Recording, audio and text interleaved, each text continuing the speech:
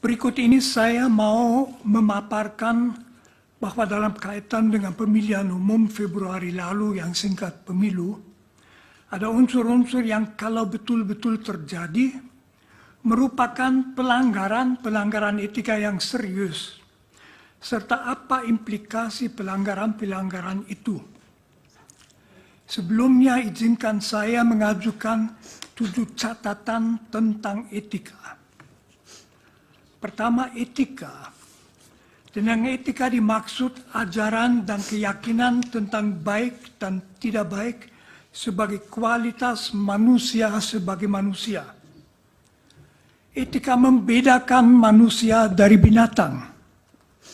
Binatang hanya mengikuti naluri-naluri alamiah, tetapi manusia sadar bahwa nalurinya hanya boleh diikuti apabila baik dan bukan tidak baik.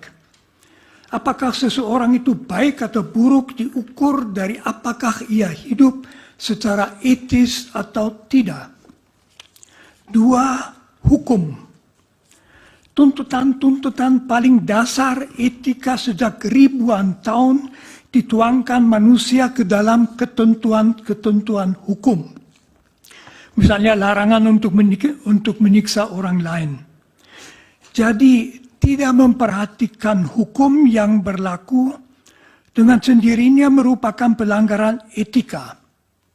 Saya tidak masuk masalah konsensus objekto. 3. Etika dan hukum. Agar manusia dinilai baik secara etis, tak cukup ia tidak melanggar hukum. Etika menuntut lebih, yaitu agar manusia selalu juga apabila tidak ada ketentuan hukum, harus berbaik hati, jujur, caring, bersedia memaafkan, adil, bertanggung jawab, dan seterusnya. 4.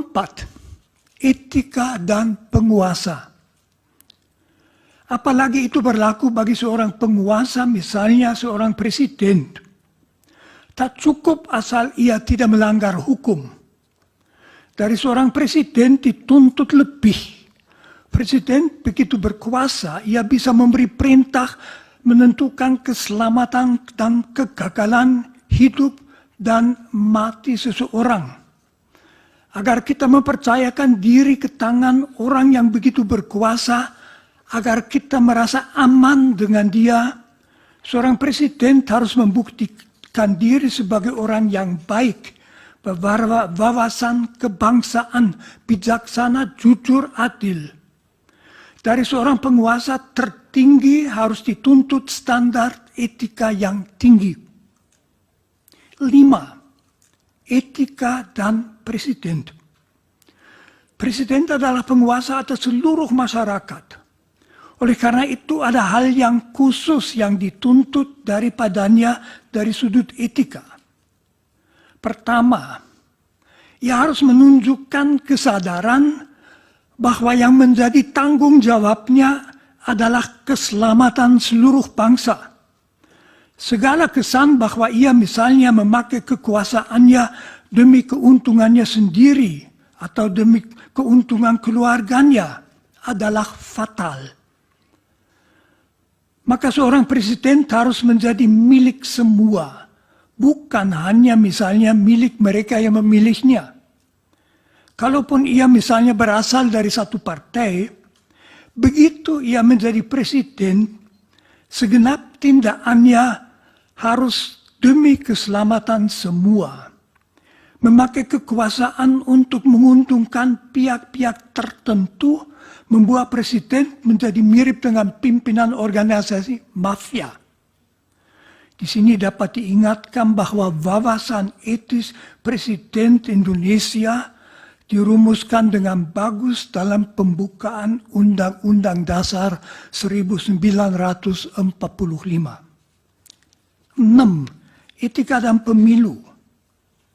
Yang sekurang-kurangnya dituntut dari suatu pemilu secara etis, tentu juga secara hukum, adalah agar seluruh prosesnya, persiapannya, pelaksanaannya, serta pemastian hasilnya menjamin bahwa setiap warga dapat memilih apa yang mau dipilihnya, serta bahwa hasil pemilu memang persis apa yang dipilih oleh para pemilihnya sendiri. 7. Kegawatan pelanggaran etika.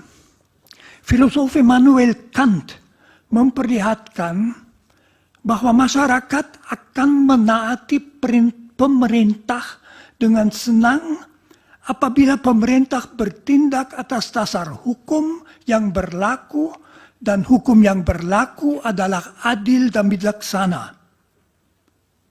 Apabila penguasa bertindak tidak atas dasar hukum dan tidak demi kepentingan seluruh masyarakat, melainkan memakai kuasanya untuk menguntungkan kelompok, kawan, keluarganya sendiri, motivasi masyarakat untuk menaati hukum akan hilang. Akibatnya hidup dalam masyarakat tidak lagi aman. Negara hukum akan merosot menjadi negara kekuasaan dan mirip dengan wilayah kekuasaan sebuah mafia. Sekarang saya ke bagian pelanggaran etika dalam kaitan dengan pemilu 2024. Pertama, pendaftaran Gibran Raka Buming Raka sebagai calon wakil presiden oleh Komisi Pemilihan Umum. Pendaftaran saudara Gibran sebagai cawapres oleh Dewan Kehormatan Penyelenggaraan Pemilu dinilai pelanggaran etika berat. Karena pendaftaran itu dilakukan meskipun Majelis Kehormatan Mahkamah Konstitusi menetapkan keputusan Mahkamah Konstitusi yang memungkinkannya sebagai pelanggaran etika yang berat. Sudah jelas, mendasarkan diri pada suatu keputusan yang diambil dengan pelanggaran etika yang berat merupakan pelanggaran etika berat sendiri. Penetapan seseorang sebagai calon wakil presiden yang dimungkinkan secara hukum hanya dengan suatu pelanggaran etika berat juga merupakan pelanggaran etika berat. 2. Keberpihakan presiden dan misuse of power. Presiden boleh saja memberitahu bahwa ia mengharapkan salah satu calon menang. Tetapi begitu ia memakai kedudukannya, kekuasaannya untuk memberi petunjuk pada ASN, polisi militer, dan lain-lain untuk mendukung salah satu paslon, serta memakai kas negara untuk membiayai perjalanan-perjalanan dalam rangka memberi dukungan kepada paslon itu, ia secara berat melanggar tuntutan etika bahwa ia tanpa membeda-bedakan adalah presiden semua warga negara termasuk semua politisi. 3. Nepotisme. Kalau seorang presiden memakai kekuasaan yang diberikan kepadanya oleh bangsanya untuk menguntungkan keluarganya sendiri, itu amat memalukan. Karena membuktikan bahwa ia tidak mempunyai wawasan seorang presiden, hidupku 100% demi rakyatku, melainkan hanya memikirkan diri sendiri dan keluarganya. 4. Pembagian bantuan sosial. Bansos bukan milik presiden, melainkan milik bangsa Indonesia yang pembagiannya menjadi tanggung jawab kementerian yang bersangkutan dan ada aturan pembagiannya.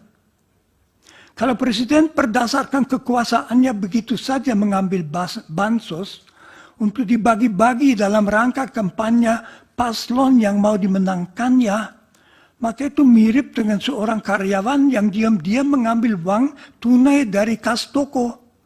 Jadi itu pencurian, ya pelanggaran etika. Itu juga tanda bahwa ia sudah kehilangan wawasan etika dasarnya tentang jabatan sebagai presiden, yaitu bahwa kekuasaan yang ia miliki bukan untuk melayani diri sendiri, melainkan melayani seluruh masyarakat. 5, dan terakhir, manipulasi-manipulasi dalam proses pemilu yang jelas. Kalau proses pemilu dimanipulasi itu merupakan pelanggaran etika berat karena merupakan pembongkaran hakikat demokrasi. Misalnya kalau waktu untuk memilih diubah atau perhitungan suara dilakukan dengan cara yang tidak semestinya. Praktek semacam itu memungkinkan kecurangan terjadi yang sama dengan sabotase pemilihan rakyat, jadi suatu pelanggaran etika yang berat. Terima kasih. Terima kasih, Romo. Dari kuasa hukum pemohon ada yang